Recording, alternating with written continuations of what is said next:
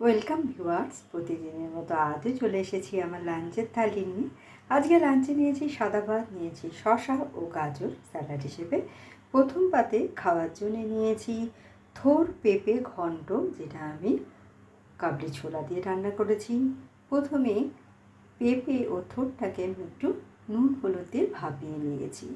কড়াইয়ে তেলে জিরে, তেজপাতা, শুকনো লঙ্কা ফোড়ন দিয়ে ওর মধ্যে আদা, জিরে, লঙ্কা বাটা বসিয়ে ভাপিয়ে রাখা থোর, পেঁপে ও ছোলা দিয়ে নুন, হলুদ, সামান্য মিষ্টি দিয়ে আমি এটা তৈরি করেছি। আর নামানোর সময় দিয়েছি একটু গরম মশলার গুঁড়ো।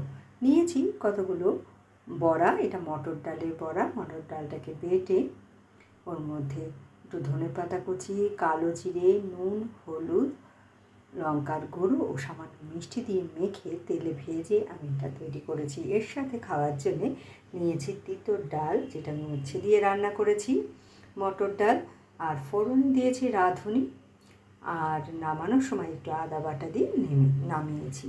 তারপরে নিয়েছি পাবদা মাছের পাতলা ঝোল, যেটা আলু বেগুন দিয়ে আমি রান্না করেছি।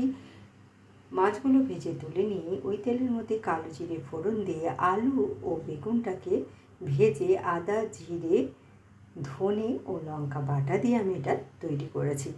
আর শেষ পাতে খাওয়ার জন্য নিয়েছি বোঁদে রায়তা। তো কেমন লাগলো আপনাদের আমার এই লাঞ্চের থালিটা? ভালো লাগলে লাইক, শেয়ার এবং সাবস্ক্রাইব করবেন আমার চ্যানেলকে।